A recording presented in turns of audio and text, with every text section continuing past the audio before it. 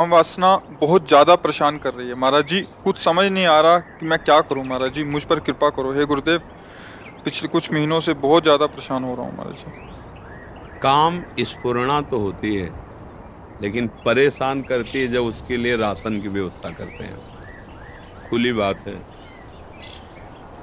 गलत क्रिया, गलत दर्शन, गलत संभाषण, गलत आहार, इसको आप रोकिए। काम स्फुरणा होना अलग बात है, लेकिन परेशान करना, उसके लिए राशन की व्यवस्था है आपके पास, इसीलिए आप परेशान हो रहे हैं। नहीं, स्फुरणा हो सकती, पूर्व संस्कार हो, स्फुरणा आती है, तरंग आ जाती है। कभी काम की तरंग है, कभी मोह की, क्योंकि अभी कोई भगवत प्राप्त थोड़ी है। लेकिन परेशान करना, बस आप देख लीजिए। मोबाइल रूपी दुश्मन से बचिए। कुसंग से, जो गर्लफ्रेंड बॉयफ्रेंड वाला जहर है, इससे बचिए। ये भले समझ में लोगों को ना आवे, लेकिन हम जो कह रहे हैं उसको समझ लो। ये वो जहर है जो तुम्हारे जीवन को जड़ से नष्ट कर देगा। आगे देख लेना। संतों की बात समझ में नहीं आती है, क्योंकि उनको लगता है कि ये क्या जाने बाबा जी हैं। लेकिन जैसे आंख वाले को दूर का रास्ता दिखाई देता, पता आगे कुआं है, गिरेगा जाके। तुम्हें लग रहा है बहुत सुंदर मार्ग है, हमें दिखाई दे रहा है कुआं है, गिरोगे जाके। जो धर्म का नाश कर दे, जो हमारे अंदर वृत्तियों को भ्रष्ट कर दे, जो हमें विषयों का गुलाम बना दे, उसका जीवन मंगलमय हो सकता है? कैसे हो सकता है?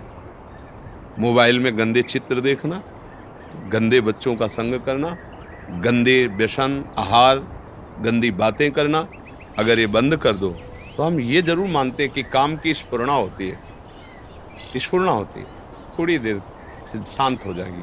और उसके लिए, शांत करने के लिए नाम है।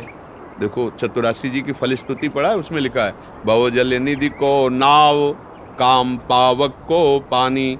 जैसे आग जल रही हो, पानी मारो तो शांत हो जाता है ना, ऐसे चतुरासी जी के पद गाने लगो, काम वेदना शांत होने लगी। लिखा है, फल स्तुति लिखी। पर यदि आप गंदा दृश्य देखेंगे, बहुत घातक है, बहुत घातक। एक मछली की क्रीड़ा को देखकर शौभरी जैसे महात्मा के हृदय में विकार आ गया।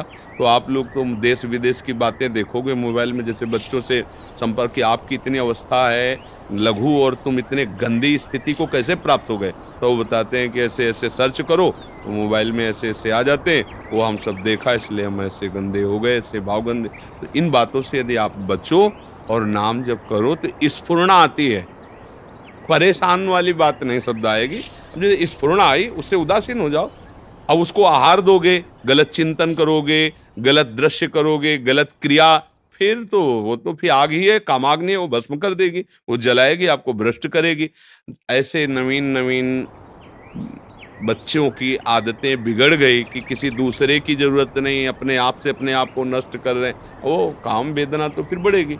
अगर आप ऐसे दोषों का कहीं भी किसी भी तरह संग करते तो छोड़ दीजिए। तो ये प्रश्न खत्म हो जाएगा। परेशान करना, स्फुरना होना होता है। जब तक भगवत प्राप्ति नहीं होती, तब तक ये वासनाएं स्फुरित होती रहती हैं। और जहाँ भगवान में मन लगा, भजन हुआ और उनकी कृपा हुई, तो सब शांत है, हृदय निर्वासनिक हो जाता है। कोई भी किसी तरह की वासना ना उसे प्रभावित कर सकती है, ना स्फुरित हो सकती है। समझ रहे हैं आप?